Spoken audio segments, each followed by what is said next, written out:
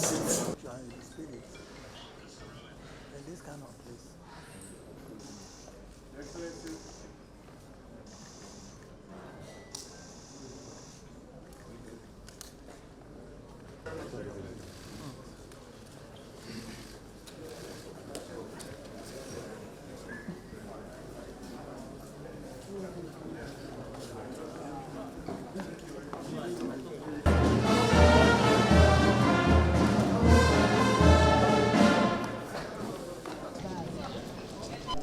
Spend more time on any formal statement. But let me say, Excellencies, that as we celebrate the 50th anniversary of ECOWAS, let us recall the founding fathers of ECOWAS who decided to put together ECOWAS. Those who joined President Yakubu Gowon, Head of State Yakubu Gowon of Nigeria, to establish ECOWAS deserve our permanent Commandant His Excellency Yakubu Gowon of Nigeria, His Excellency General Nyasimbe Ayadema of Togo, His Excellency Matthew Kereku of Benin, His Excellency Sadauda Kairaba Jawara of the Gambia, His Excellency Luis Cabral of Guinea-Bissau, His Excellency Felix Houphouët-Boigny of Côte d'Ivoire, His Excellency William Tolbert of Liberia, His Excellency Moussa Traoré of Mali, His Excellency Mukhtar Ould Daddah of Mauritania, His Excellency General Inyatu Achempo of Ghana, His Excellency Ahmed Sékou Touré of Guinea, His Excellency Seyni Kounché of Niger, His Excellency Léopold Sédar Senghor of Senegal, His Excellency Siaka Stevens of Sierra Leone, and His Excellency General Sangouli Lamzani of Burkina Faso. These were the founding fathers of ECOWAS, and if we are celebrating the 50th anniversary of our community this year, we owe them a lot of gratitude, and we say thank you. On that note, Excellency, I thank you for your attention. Of ECOWAS authority of head of states and governments. I thank each of you, my dear brothers, colleagues, for honoring this invitation and for your unwavering commitment to the unity, peace, and prosperity of our community. Your presence here today is a testament to the enduring solidarity that defines our regional integration. Thank you. Since morning we've started. Let me again appreciate each and extend heartfelt gratitude for your participation in two recent landmark events. The 50th anniversary celebration of ECOWAS, held in Lagos on the 25th of May, and the just concluded West African Economic Summit held here in Abuja. Congratulations to all of you that put all the efforts together. The two events have been very successful. At the Economic Summit, we turn our attention towards a better future, sustainable growth, investment, and the practical step needed to strengthen our regional economy by consolidating and building on the work of the ECOWAS. Excellencies, Head of State and Government, while celebrating our achievement over the past 50 years, we must equally confront the stark and persistent challenges that continue to impede our aspirations. Foremost among them, at the moment, are the security threats, violent extremism, and other cross-border crimes that have continued to widen and deepen in their intensity. These threats are transitional in nature and are driven by quite an agile and dangerous network that respects no borders. No single nation can therefore address these challenges alone. We must strengthen coordination, amplify political will, and prioritize a collective approach to security.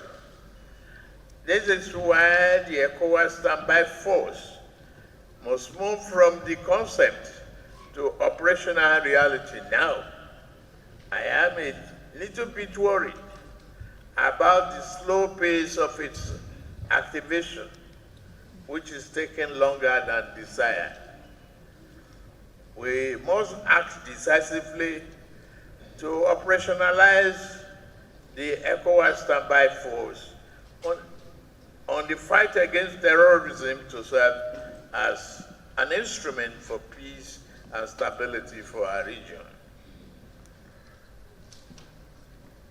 I am pleased to note that under my stewardship as the chair of authority, the ECOWAS military logistic depot in Lungwe, Sierra Leone, has been completed.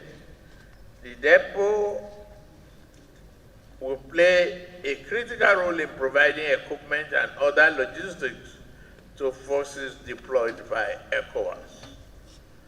Last February in Addis Ababa, Nigeria signed the SILT agreement with the African Union. With the completion of the depot, Nigeria is committing itself to both the sea lift and air lift arrangement with ECOWAS. Nigeria will continue to play its leading role in supporting ECOWAS regional responses to peace and security. Excellencies, head of state and government, distinguished guests, regional integration will be only meaningful when it is underpinned by economic prosperity. As we discussed at the West Africa Economic Summit, our intra-regional trade remains low, even as we possesses the potential to be an economic powerhouse in the continent. We must create the enabling environment, empower the private sector, remove trade barriers, and create the conditions necessary for industry and entrepreneurship and innovation to flourish. We commend ECOWAS for implementing fundamental policies such as trade liberalization scheme, the common external tariff, regional investment code, and protocol of free movement of persons, goods, and services. These initiatives are cornerstone of our ambition to create a seamless, borderless regional market that benefits all the citizens, especially the youth. To this end, as part of ECOWAS 50th anniversary, Nigeria with ECOWAS Commission has already hosted a first ever trade and investment forum, which witnessed participation of all major economic groups and companies in the region. We must create more platforms for the private sectors to not only network, but collaborate and complement one another. It is my expectation that the outcome of the Economic Summit will feed into ECOWAS Summit, having also identified the gaps and challenges of implementation. Despite some challenges, ECOWAS has remained a veritable model of regional integration in West Africa and elsewhere. In addition to this, a lack of political will to see through our collective decisions, our greatest challenges are now located in the realm of political governance. The threat of insecurity, terrorism, climate change, and transnational crimes, transnational crimes. Democracy has continued to persevere in the region with the situation in the Alliance of Sahelian States, AES countries. Under my chairmanship, I've deployed all diplomatic means to engage and dialogue with our brothers in Burkina Faso, Mali, and Niger. I am confident that before too long, they may return to the family as we leave our doors open for the unity, solidarity, and shared vision of ECOWAS of the future. Your Excellencies, Head of States and Government, distinguished guests, our region's greatest asset is its people, particularly its youth, who represent the majority of our population. Their talents, creativity, and drive must be harnessed for development. We must invest in education, create sustainable jobs, and foster an environment where innovation and digital transformation can thrive. In doing so, we not only unlock economic growth, we also inoculate our societies against recruitment efforts of extremist groups and criminal syndicates. Similarly, we must mainstream gender equality in our development agenda. Women are not merely beneficiaries, they are agents of change and social transformation. Their full and active participation in economic and political life is indispensable to building just, inclusive, and resilient society. Regional integration is incomplete without physical and digital connectivity. We must fast-track the implementation of strategic infrastructure projects, including roads, railways, cross-border energy systems, and broadband connectivity. Projects like the West African Gas Pipeline, the West African Power Pool, and the Abidjan-Lagos Corridor Highway are not just symbols of regional ambition. They are also catalysts for economic transformation. This project will unlock new opportunities, connect isolated communities, and improve the living conditions of citizens of the community. We must also embrace the digital economy as a core pillar of our integration efforts, expanding broadband access, promoting digital literacy, and building secured, interoperable platform for e-commerce and digital financial services will enable our entrepreneurs, especially young innovators and women, to participate fully in the global economy. To make all of this a reality, we call upon our developmental partners, financial institutions, and private sectors to deepen their engagement. Public-private partnerships will be essential to bridge the infrastructure gap and accelerate implementation, timeliness, and our commitment must be matched by resource mobilization, policy harmonization, and efficient cross-border coordination. In this regard, our private operatives and entrepreneurs from our region and within the African continent and our diaspora community have a special role to play. Your Excellencies, Head of State and Government, distinguished ladies and gentlemen, I am saying in conclusion why I once more appreciate the presence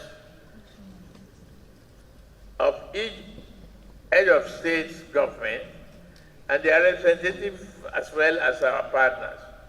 Each delegate and each stakeholder represented here today, I urge you to meaningfully engage in critical deliberation to discuss the various reports and memorandum before us for the benefit of our community and a stronger ECOWAS region.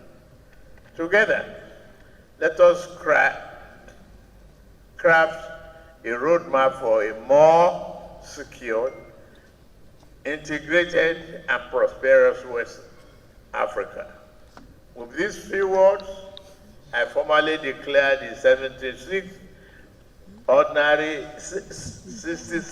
ordinary session of this authority of Head of State and Government of ECOWAS open. Thank you.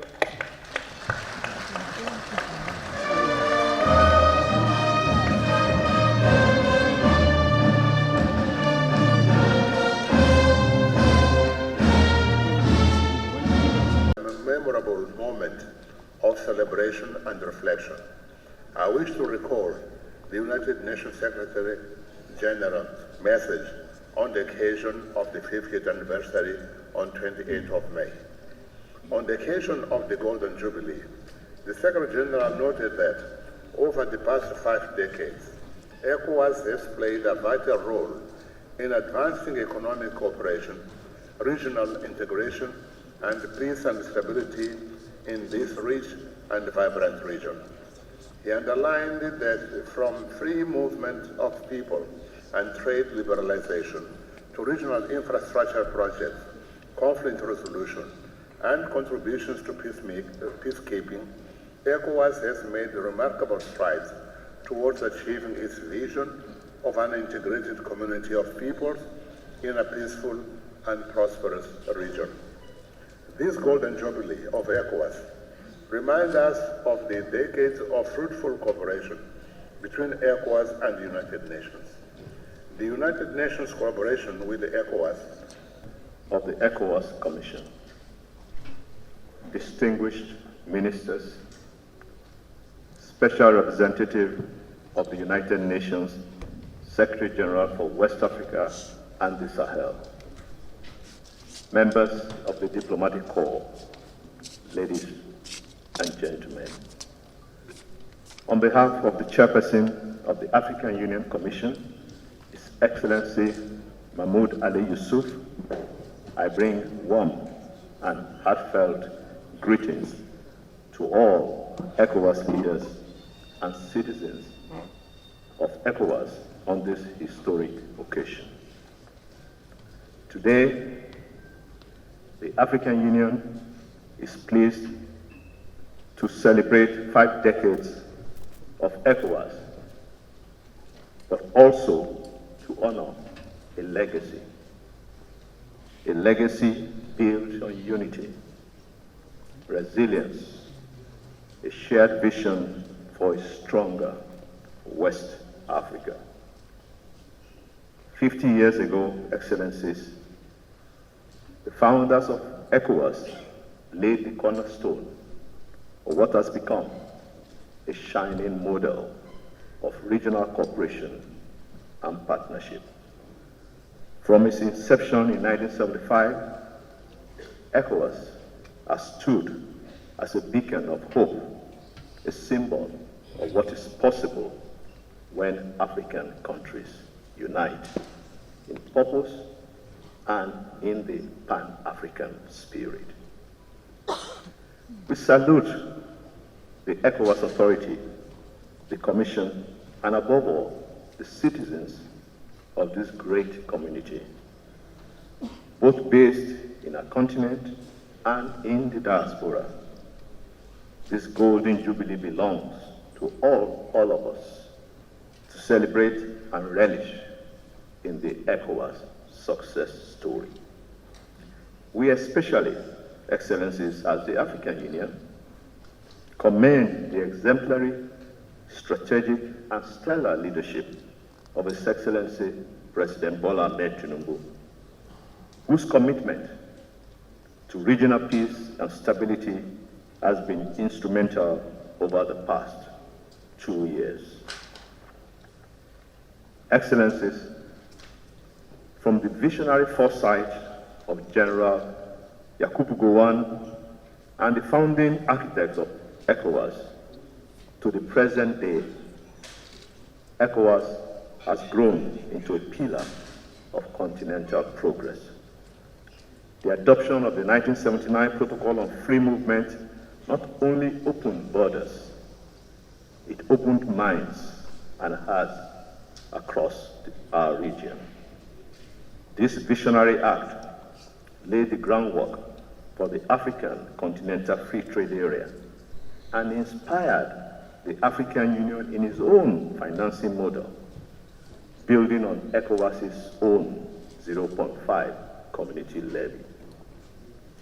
The ECOWAS legacy is a legacy of record, and for us, it is inspiring in the African Union. ECOWAS has taught Africa what it means to be self-reliant, to be self-sufficient, to lead with courage, and be confident in its own future. The legacy of ECOWAS continues to inspire us. It is not only in treaties and protocols, but in the lives and the livelihoods touched by this great community. It has saved people, it has defended peace, it has safeguarded rights.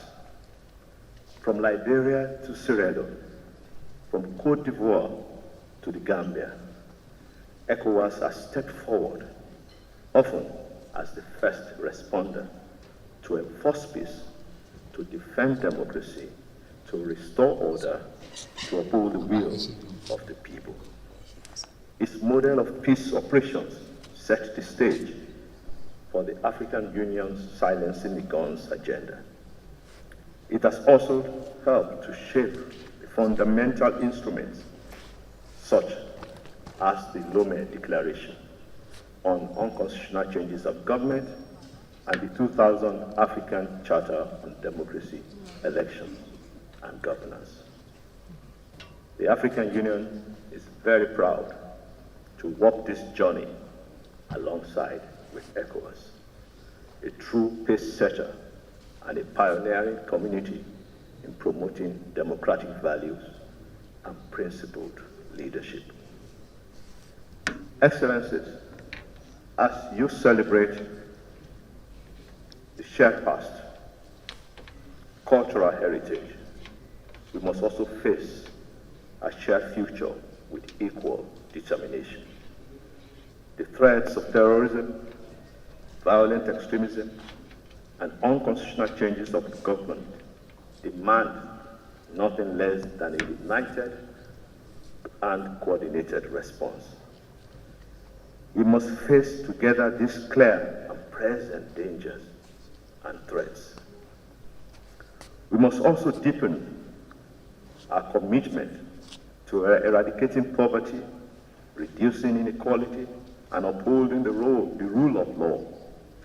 Together, we must advance the pillars of constitutionalism, social justice, and good governance. Excellencies, the African Union reaffirms its unwavering support to ECOWAS as it navigates these challenges. Our future must be built on cooperation, not competition, on solidarity, not separation, on complementarity, not lack of harmony. We envision in the African Union an ECOWAS that is people-centered, people-driven, one where the youth and women are at the forefront of regional development transformation, empowered by innovation, technology, and quality education. The ECOWAS that translates to the community of people, to the true community for the practice of regional integration, is our wish. The axis of democracy and peace is certainly West African. This is the ECOWAS of tomorrow, inclusive, democratic, and prosperous. Chairperson, Excellencies, once again, on behalf of the African Union, we convey our warmest congratulations to ECOWAS on this 50th anniversary. Let us work together forward towards a peaceful and integrated and prosperous West Africa. Let us commit to the vision of the founding leaders of the ECOWAS and the African Union. Let us build the Africa we want, united in purpose, bold in ambition, and unwavering in action. Long live ECOWAS, long live the African Union, long live all Africans. I thank you, Chair.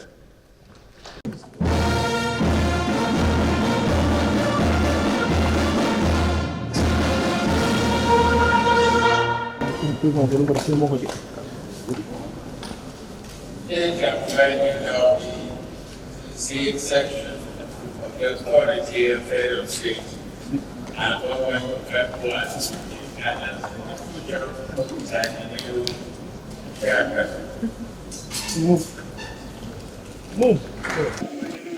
food insecurity, energy constraints, and debt vulnerabilities. These and many others continue to challenge us. The effect of climate change, coastal erosion, floods, droughts are no longer distant threats.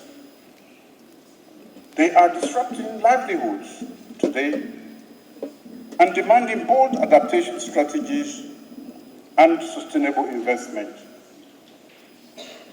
But there is also great promise. Our vibrant and youthful population, abundant natural resources, and entrepreneurial spirit remains our strongest asset. In this context, ECOWAS's mandate must be redefined, not as a distant institution, but as a proactive, people-centered vehicle for peace, inclusion, and opportunity. As chair, I will prioritize 4 key areas. First, restoring constitutional order and deepening democracy. We must engage transitional governments constructively and support member states in building stronger democratic institutions rooted in the rule of law. Second, revitalizing regional security cooperation. We must overhaul our collective security architecture, from intelligence sharing to rapid response to confront new threats with unity and resolve. Third, unlocking economic integration. The ECOWAS trade liberalization scheme, regional infrastructure, and cross-border value chains must become engines of job, trade, and resilience, especially for our women and our youth. Fourth, building institutional credibility. ECOWAS must reform itself and become more transparent, efficient, and responsive to its people's needs. This is how we will rebuild the trust in regional cooperation. I believe West Africa's future is not one of decline, but of possibility, if we act with courage, urgency, unity, and moral clarity. Let us rise to the moment together, not as separate nations, but as a unified community of destiny. Thank you all, and may God bless us and our region, West Africa. Thank you.